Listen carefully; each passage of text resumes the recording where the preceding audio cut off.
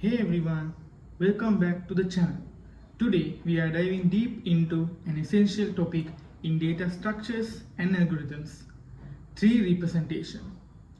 Whether you are prepping for interviews, exams, or just want to solidify your understanding, this is the video for you.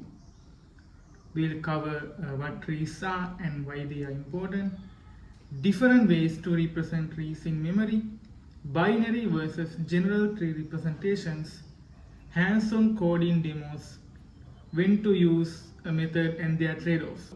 Grab a coffee, open your IDE, and let's get started.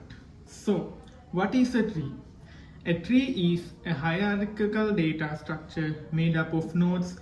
Each node holds a value and may point to one or more child nodes. Key terms: root, top node, parent and child, leaf node with no children, height, longest path to a leaf, depth, distance from root, subtree, any node and its descendants. So unlike arrays or linked lists, trees model non-linear relationships. So there are several ways to represent a tree in memory. Depending on what kind of tree you are working with, the three most common are parent array representation, adjacent list or child list, and node and pointer representation, or we call it linked structure. So let's explore each with examples and codes.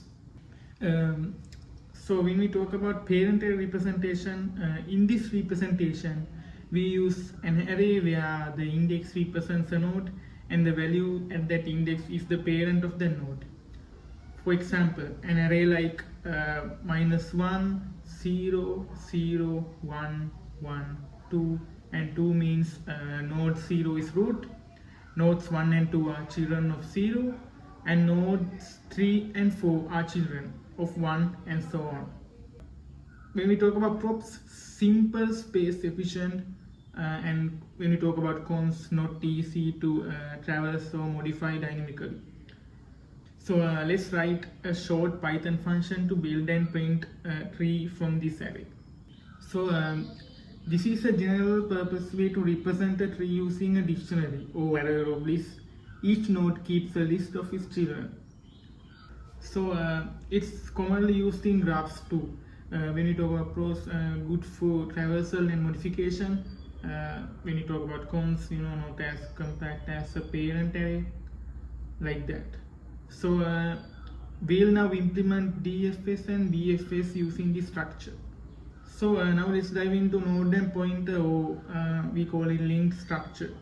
In this classic object-oriented approach, each node is a class or struct containing data, a list of children for general trees, or left-right pointers for binary trees. So here's a simple implementation in Python. Just like every topic in here, this also have cons and pros. So the pros are mostly flexible, dynamic, and the cons are point overhead or complex to manage memory. So binary trees and their representations. For binary trees, we have some special optimizations. Array-based representation for complete binary trees like heaps, and link representation for general binary trees.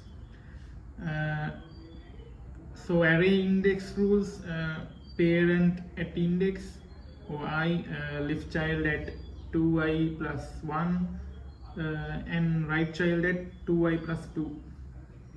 Let's demo this with heap example. So here we can see the comparisons of parent array, adjacency list, node and pointer, and array, or the binary trees. So yeah, this is the comparisons, and you can clearly see how the comparisons are. So the uses are the parent array static trees, adjacency list generic, flexible. The pointers are dynamic object oriented designs, and array for binary heaps and complete trees. So when we talk about real world applications, there are, like everywhere, trees are everywhere in computer science, mainly in file systems, DOM in web browsers, game AI, database indexing, and compilers. In game AI, we mostly use Minimax trees, and in database indexing, we use B trees, and in compilers, we use parse trees. So you can clearly see there are many types of trees, and these trees are like everywhere in computer science. And understanding these tree representation helps you model and optimize these real world systems. So to wrap up my explanation about tree representation, I'll give you a quick summary. Know your tree type and pick the right representation. Practice building trees from parent array and vice versa, and explore real world uses for deeper understanding. So that's it for today. So if you find this video helpful, drop a like, subscribe, and comment your questions below. I will definitely answer your questions. And see you in the next video. Until then, goodbye.